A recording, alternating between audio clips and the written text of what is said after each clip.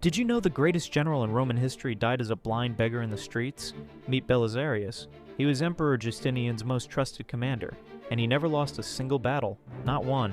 This military genius conquered North Africa from the Vandals. Then he marched into Italy and crushed the Ostrogoths.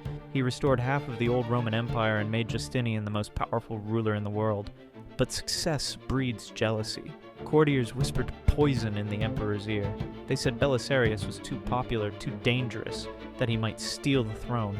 Justinian's paranoia consumed him. He stripped his greatest general of all honors and wealth. Then came the cruelest blow of all. False accusations of treason, a rigged trial, and the ultimate punishment.